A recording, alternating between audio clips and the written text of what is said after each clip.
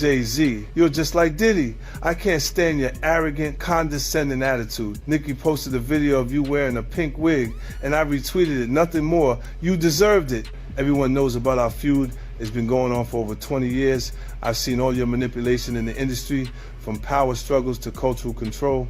In 2015, when Tidal launched, Nicki helped you build it from nobody to a successful platform, and you immediately pocketed her $7.9 million in royalties. Lil Wayne was qualified for the Super Bowl, but you kicked him out of personal grudges. How is that any different from Diddy forcing his artists to sign unfair contracts? Just because Nicki didn't align with him, he resorts to this kind of suppression. You're truly despicable. What's even more interesting is that right after I showed him and his father's photo in the documentary Sean Combs: A Reckoning, you immediately had your lawyer send me a warning letter saying I overstepped my bounds. When you wrote the lyrics to exonerate Diddy back then, why didn't you think about today? You say the film is malicious slander, but why don't you dare sue me for defamation? Because all the evidence I have is true.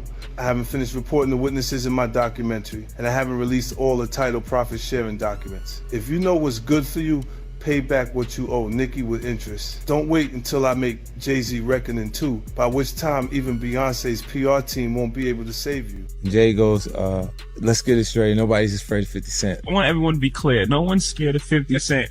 At that point, his safe presentation, even the glasses, what the glasses represent? Intelligence, right? A nerd, maybe? What are some of the things that come along with you being a nerd? Like, don't hit a guy with fire. He's not identifying with the transition and difference and the perception of Jay-Z. Now he's really safe, and people feel comfortable with him because they know he's not going to do anything inappropriate or try not to.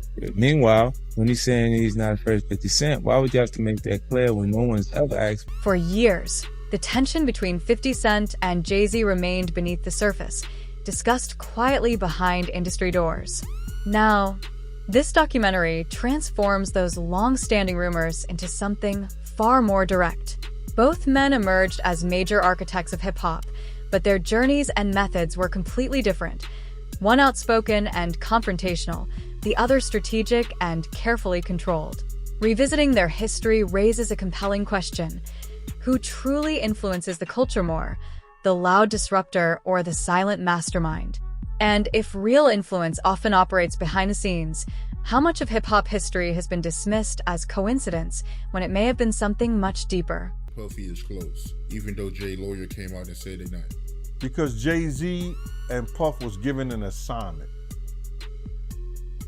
and that was to destroy East Coast rap. And what I mean by that, and I know people gonna be like, yo, Gene is out of his mind and everything like that. Check this out, brother, is that New York rappers was getting 800 to 1.2 million, or some larger than that, and to sign with labels back then. And they was getting a lot of money to make albums and records. When they had guys down south that these labels was paying $250,000, $300,000 on record deals, and these guys was bringing back platinum albums and everything like that. So what they had to do was, they had to keep New York rappers down. That's one reason, other than the Irv Gotti shit that 50 was going through and the poison they was putting in about 50, he had to go elsewhere to California, or with Jay and not with Dre and Eminem to get a deal. They did not want East Coast rappers to get big. They were suppressing all new artists that was coming out of New York. Jay and Diddy was doing that. That's why when I heard your story, because I knew this for a long time, but when I heard Dame Dash that Jay wouldn't sign off on nothing, Jay wouldn't do this and Jay would that, because he couldn't let a Cameron blow up. He couldn't let an East Coast rapper like Beanie Siegel blow up. Because him and Diddy was giving that deal, we gotta keep these East Coast rappers down. Because down south rappers Cash Money, No Limit, Ludacris and them, they was taking little money and bringing back more money and making more money for them. So the record labels, I wouldn't say they was gonna lose off the East Coast. At the peak of physical album sales, timing wasn't just important, it was everything.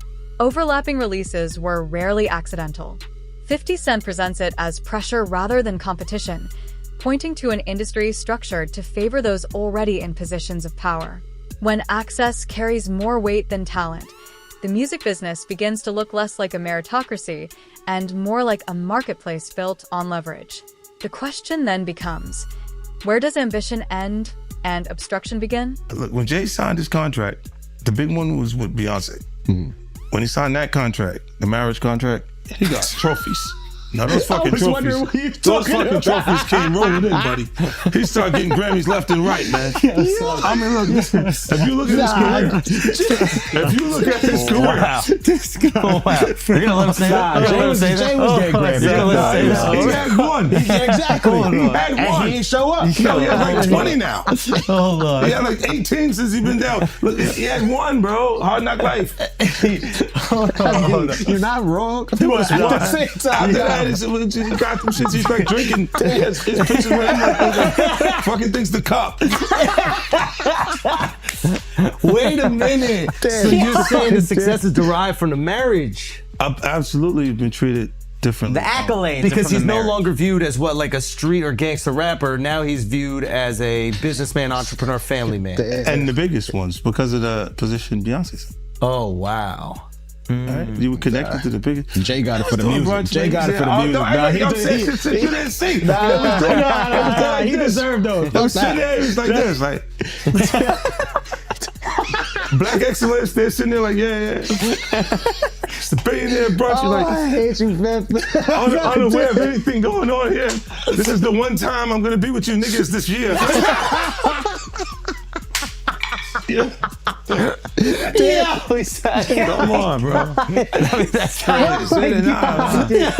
That's crazy. He's just looking at his watch during the whole Rock Nation prayer. Like, is it 3:30? Yeah, it's almost time to get out of here. What the fuck is that? Yo, I feel like I'm normal again. Get me out of here. Oh wow! So that's the deal he signed, huh? Yeah, that's the deal. Like, the other ones didn't count as much as that one did. While the US charts told one story, the international numbers painted another. 50 Cent challenges the idea of domestic success, suggesting that marketing power can influence perception just as much as talent. It presents a revealing and uncomfortable reality. Cultural dominance is not always earned naturally. It can also be carefully engineered. And if popularity can be bought, then what does victory truly represent? I advise Beyonce to divorce Jay-Z as soon as possible because I'm ready to shoot a documentary about Jay-Z, and I guarantee it will outgross Diddy's documentary. If Beyonce sends me a legal letter on behalf of Jay-Z, I remind her to stay quiet. This is a dispute between men, and she has no right to interfere. I have to let everyone see the true face of Jay-Z. Jay-Z and Diddy have been longtime friends, and their business dealings never stopped. He frequently attends Diddy's parties, so why do people think he's innocent? Jay-Z and Diddy got involved in the same case in 2024, where a victim claimed she was assaulted by both Jay-Z and Diddy. I remember Jay-Z saying these were all rumors and that he was defending Diddy. But ironically, Diddy got arrested in 2025. And there's enough evidence to count his crimes on one hand. I've known them for 20 years, and I know how many bad things they've done behind the scenes. After Jay-Z founded his company, he repeatedly got into copyright disputes. In 1999, he was convicted of third-degree assault and served time in prison. He was unfaithful to Beyonce, and he was caught by Beyonce's sister. I think everyone has seen the footage of him getting beaten up in the elevator. I've already gathered the evidence, and I'm going to give Jay-Z a surprise. Oh, yeah, before I forget this, we talked about Jay. Proximity to Diddy. You don't think he knew anything? He's seemingly around Diddy a lot. That was a real suburb question. I know, right? Proximity. Hold on. And the proximity. Proximity. That's the SAT hit parade word. I had to learn that. Do you think he fucking knew all of the shit that was going on? Then that was like a... I don't want to incriminate myself. I know, but the way he said it, like I said, no matter how you answer that shit, you snitching. Yeah, exactly. That was a narc kind of question. You asked the question like a fan. Hey, I grew up with white people, but it's one thing I know is how to get a black guy in trouble. But it's a great question. Yo, just give him the Happy Meal before you ask him to snitch, bro. He said, damn, it wasn't even drinking. Speaking of, how the hell you pronounce Lechem? Lechemindewa. Okay. It's the King's Path. King's Path. Because I know Branson. That's the one I pronounce. Branson. That's the Branson lifestyle. You know, be outside. Biff, you're not worried that if you throw little and you don't throw out allegations, but like you kind of poke fun at them. You just ask questions. You're not worried that it comes back your way? Like people dig up your past and try to pull stuff up? I don't got that shit in my past. I'm not. Everybody got a little bit. Look, Like, not that it's real enough. I took a pill, but it was for me to perform better. For her to remember, buddy. I didn't fucking give her a drink so she forget what the fuck happened. What the fuck is going on here, bro? Yes, I took the drinks. I gave me the fucking drug to perform. So she can remember and possibly love me for that.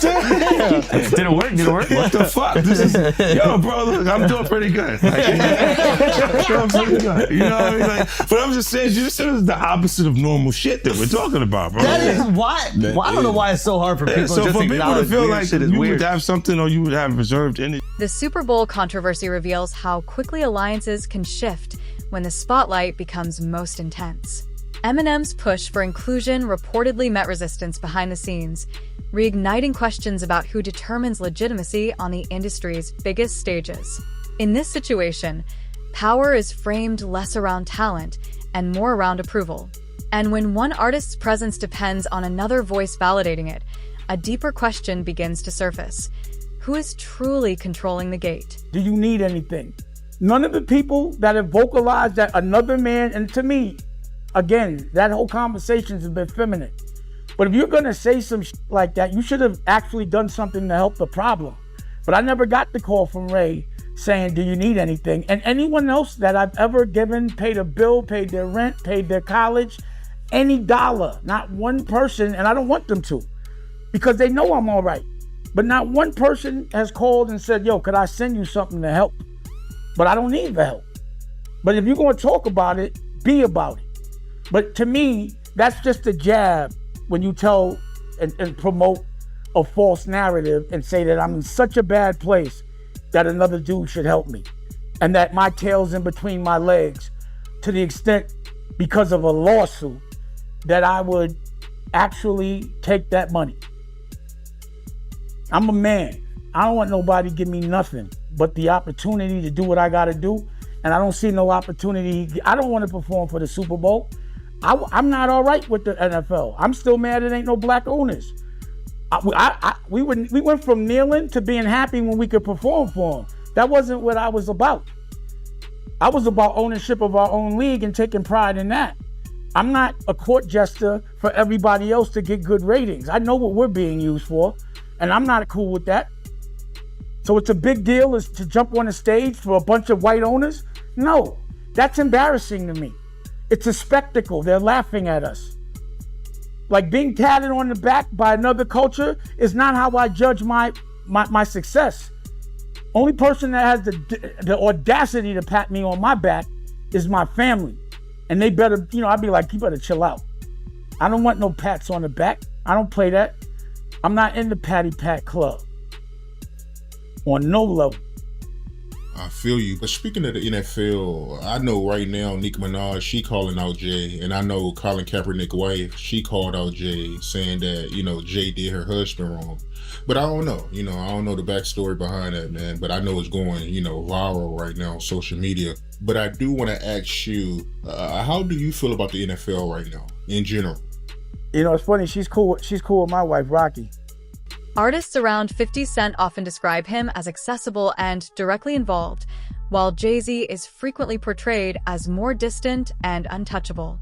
These opposing images highlight two completely different styles of leadership within hip-hop, one built on closeness and visibility, the other on mystery and calculated distance.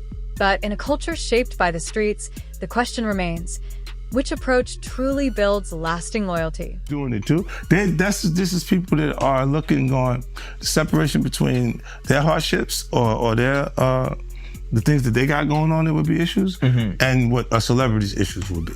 Wait, what does that mean? They think all celebrities are doing the same thing. Yeah. Right, and when you see, if I wasn't saying anything, guess what? You could safely say that a person on the outskirts that is not involved in hip hop culture could think that everybody in hip hop culture is with that shit. So by you, you're good, bro. You're fucking good. Yeah. He's protecting hip hop. Yeah. If you don't speak out and make them the weirdos, then they're gonna think everybody's Every like single that. person is like that involved in hip hop culture. Makes you think, did Jay do it? Shut up. He's in trouble. We live in New York, bro. No. Come on. We live here. No, Just free saying. Jay-Z. I'm just saying. Shout out Mufasa. We all gonna go and support. Yo, we can all see. You are crazy. That was the craziest thing. I literally. What's bro, the lady at Rock Nation? I gotta send her these. You don't feel like that happened the same day, bro. What's the day came out the day before, the next day? I was eating Raisin Bran. Okay, I'm eating Raisin Bran. I got my daughter in my arm. I'm scrolling, right? I see somebody screenshot your shit. Is Jay and the whole family at the Mufasa fair? And then the comment is 50 said, Jay said, they said I a 13-year-old. Let's go watch Mufasa. Everybody get dressed. We're going to see Mufasa right now.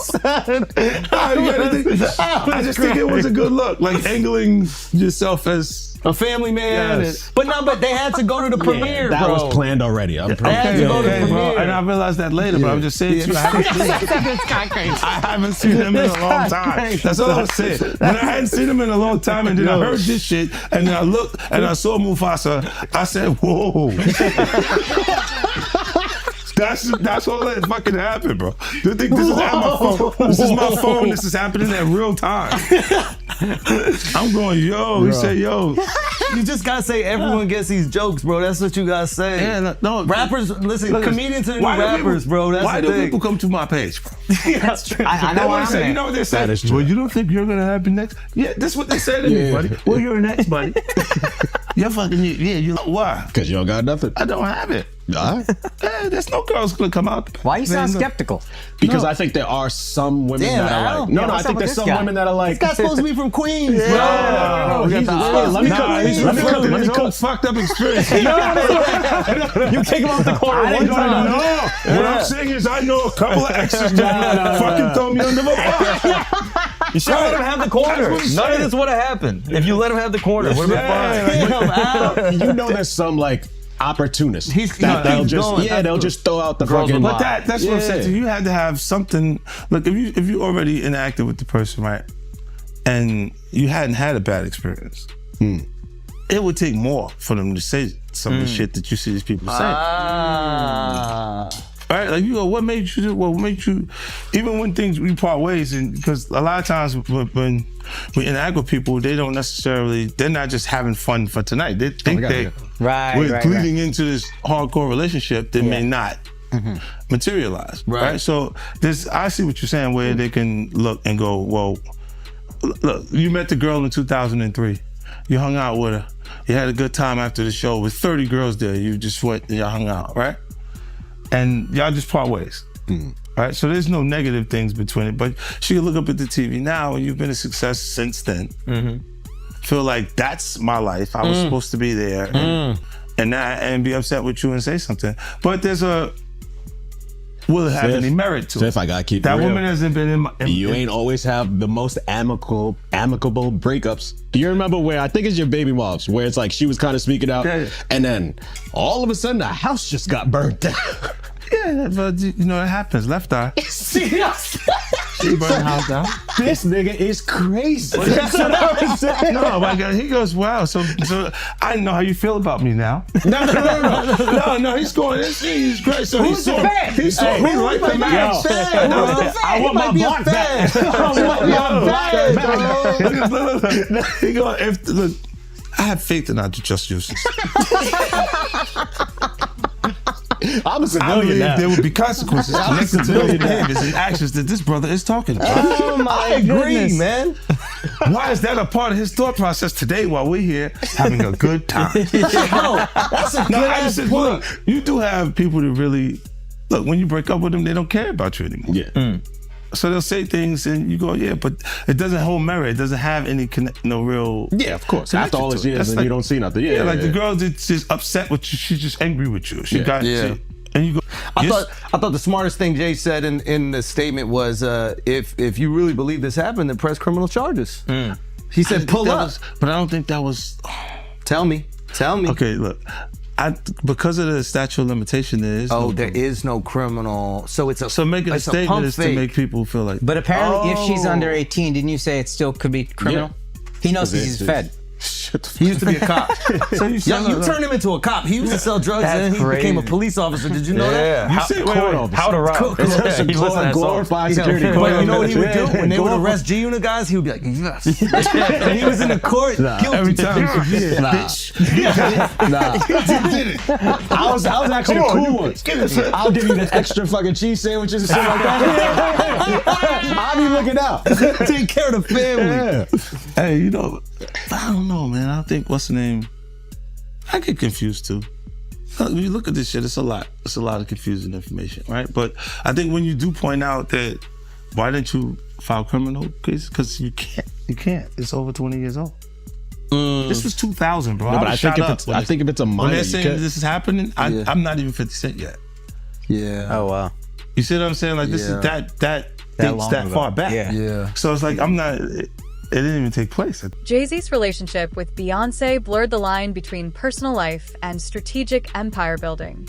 Critics viewed the partnership as something that strengthened public image and expanded influence, while supporters saw it as a natural progression between two global icons. Either way, the relationship reflects how legacy can be shaped and managed just as carefully as the music itself. And when love and branding begin to overlap, the question becomes, can the public ever truly separate one from the other? I'm saying, Sean Carter, you're a piece of shit. Taking Pimp C wasn't bad enough. Real life.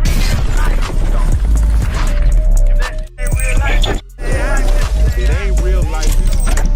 Just a real life street stars. Know what time it is. So why does it all come to a head now? Why now? Why? Because he's the acceptable monster at this time. Like R. Kelly was the last time I sat on this couch. So who's next? Y'all don't see the lineup? Yeah, we see the lineup. I'm just waiting to see who's next. Jay-Z is setting Diddy up. Why is everyone having such a hard time? He ain't doing shit different. He lined up D. Haven, stole his life and identity. He lined up Big L, stole his life and identity. He lined up Dame Dash, stole his life, identity, and took his love. Lined up R. Kelly. He wants to be the one. Yeah, shout out D. Haven. He actually hit us up, wanted to tell this story. You need to talk to D. Haven. Yeah, we need to talk to him. I told you that last year when I put you on the phone with him. You did. I want you to think about this. Allegedly, Sean Carter is responsible for enacting Hype Williams to put Aaliyah on a faulty plane to move her out the way as punishment for rejecting him, and so he could level up Beyonce, who was struggling. Let's just say allegedly that happened. Now I want you to think about 106th and Park with Mary J. Blige. Free, who is a victim of Sean Carter. Yeah. Mary J. Blige, who is a victim of Sean Combs, are sitting there talking about the death of Aaliyah amongst each other. As past controversies reemerge alongside new legal allegations, the conversation shifts away from influence and toward accountability. The documentary does not present itself as a conviction, but it does question the systems that protect power and allow certain figures to remain insulated from scrutiny.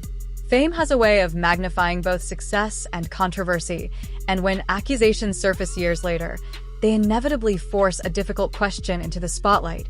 Is the industry truly prepared to confront these issues honestly?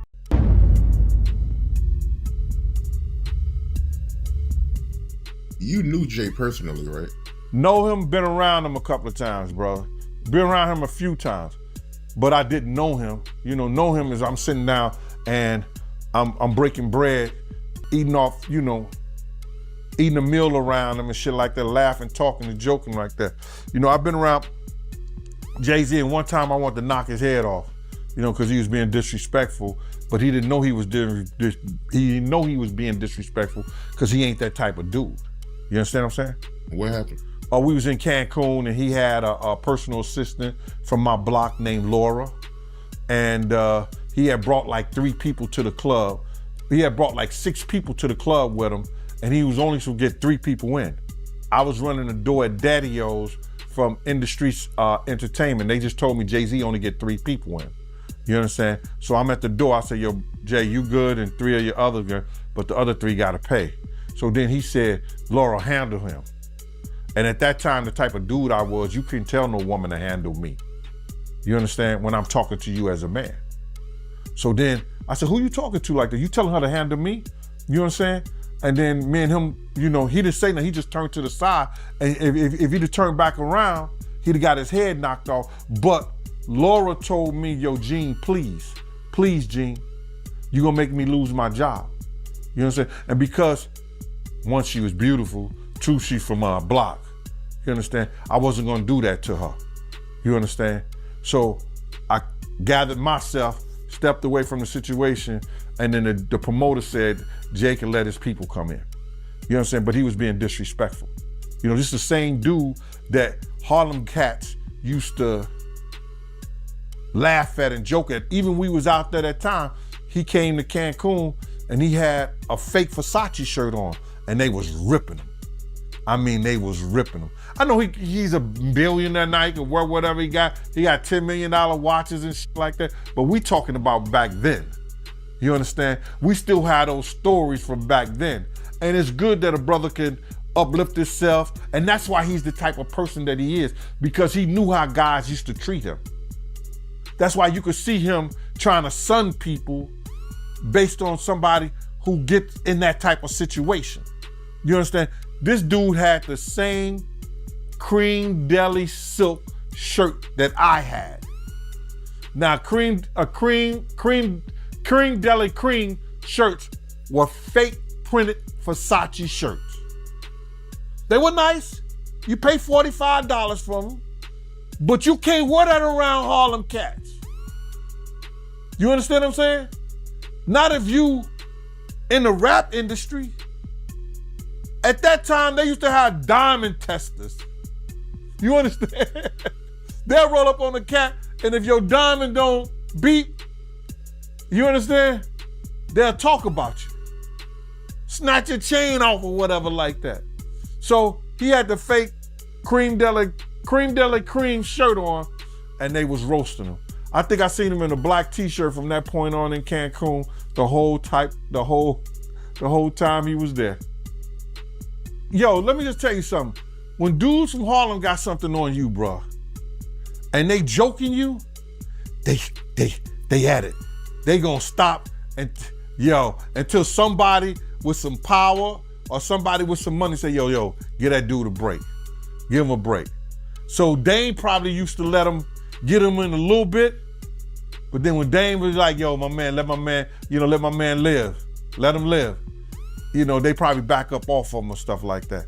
But they was joking, they was talking and stuff like that. And because you just don't do that. You don't come to no major event with nothing fake or phony on. Not at all. Unless the only way you could get away with something fake or phony on, if it was Dapper Dan. If it was a Dapper Dan special, you good. If it wasn't Dapper Dan, nah. You couldn't do that, bro. Not at all. Should have known better, but he was from Brooklyn. But from what you know about Jay, do you believe he's capable of doing what he's being accused of? what I know and of Jay and what have I heard of Jay, I want to say this to protect myself, that there's stories of Jay talking to underage girls. It was a girl from my block that was 16, 17 years old that Jay was talking to. If she was 17. So there's plenty of stories out there that they might flood the market of Jay talking to underage girls. I heard this kid that is claiming to be his son. His mother was 15 when she conceived him and had him at 16. And Jay refused to do a blood test or anything like that. And all of a sudden, when this has gotten real big and Tony Bugsby had taken the kid's case, the kid just got arrested for having a gun in his car, I think, like that. Did you hear something about that? That the kid got arrested for having a gun in his car, and when they go and watch the tape, somebody was planting a gun in the kid's car. Now the kid who never been in trouble to that degree, and now he's facing a case for a gun case for having a loaded firearm in his car. So, answer your question. There's plenty of stories. Ain't Beyonce one of those stories? Isn't Foxy Brown one of those stories? Isn't that kid mother one of his stories? There's a lot of stories, bro. So that's what I say about it. In the end, 50 Cent presents himself in opposition to a culture built on silence and quiet compliance. He argues that restraint is often driven more by self-preservation than true neutrality. By choosing to speak openly, he challenges an environment that frequently rewards silence instead of honesty. And as the documentary closes, one final question remains. In an industry built around having a voice, why are so many still afraid to use it?